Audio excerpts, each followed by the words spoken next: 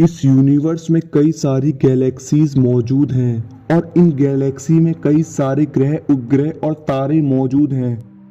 हमारे अपने खुद के सोलर सिस्टम में हमारा सूरज एक सितारा या स्टार ही है। इन सितारों की खुद की अपनी विशाल रोशनी और एनर्जी होती है। सितारे प्लैनेट्स की तुलना में बहुत बड़े और विशाल होते हैं। इनके गुरुत्वाकर्षण के कारण ही प्लैनेट, एस्ट्रॉइड और मीटेरॉइड इनका चक्कर लगाते हैं। अगर हम अपने ही सूरज की तुलना हमारे सोलर सिस्टम के सबसे बड़े ग्रह जुपिटर से करें तो वह कुछ इस प्रकार दिखाई देगा। जुपिटर हमारे सोलर सिस्टम के सूरज के आगे बहुत ही छोटा है। हमारा सन कोई ज्यादा बड़ा सितारा नहीं है। इससे कई गुना बड़े सितारे हमारे साइंटिस्ट्स ने खोजे हैं। अभी तक का सबसे बड़ा स्टार का नाम युवा स्कूटी है, जो इंसानों द्वारा खोजा गया हो। इस यूनिवर्स में कई सारे इनसे कई गुना बड़े सितारे मौजूद हैं, जो इंसानों द्वारा खोजे ही नहीं जा सके हैं। इस पूरे यूनिवर्स में जो चीज पैदा होती है उसका अंत जरूर होता है। इस वीडियो में मैं आपको बताऊंगा कि विशाल सितारे तबाह या डिस्ट्रॉय कैसे हो जाते हैं।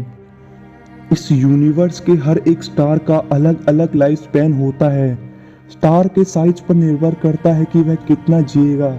जब बहुत विशाल तारे अपने अंत के करीब होते हैं तब उन सितारों में मौजूद फ्यूल, जिससे सितारों को एनर्जी और रोशनी मिलती है, वह तेजी से समाप्त होने लगते हैं। और जब किसी तारे में पर्याप्त फ्यूल नहीं होता उस समय तारे में बहुत बड़ा एक्सप्लोजन होता है। इस धमाके से तारे का अंत हो जाता है। इस धमाके या एक्सप्लोजन को हम सुपरनोवा एक्सप्लोजन कहते हैं। हालांकि ये supernova explosion normal bomb explosion से अलग होता है। इसकी चर्चा हम किसी और नई वीडियो में करेंगे। इस सुपरनोवा एक्सप्लोजन की चमक बहुत ही ज्यादा होती है।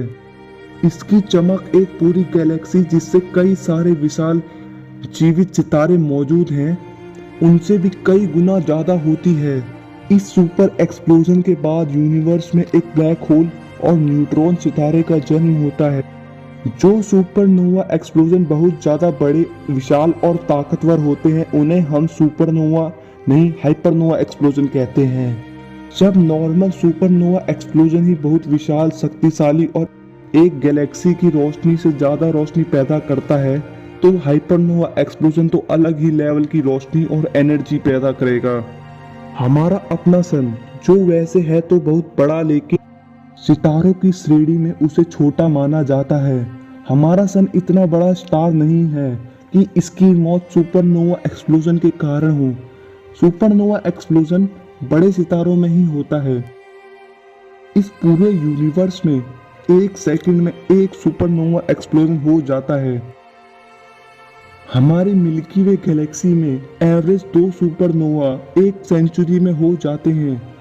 इस यूनिवर्स में हमारी मिल्की वे गैलेक्सी जैसी सैकड़ों और अनगिनत गैलेक्सी मौजूद होंगी। आखिरी सुपरनोवा एक्सप्लोजन 400 साल पहले ऑब्जर्व किया गया था, जिसका नाम जोनास केपलर था। सुपरनोवा एक्सप्लोजन को पहचानना अभी भी बहुत मुश्किल माना जाता है। ज्यादातर केमिकल एलिमेंट सुपरनोवा एक्सप्लोजन के कारण ही बने हैं। इस असीम और विनाशकारी शक्ति का परिणाम आश्चर्यजनक होता है।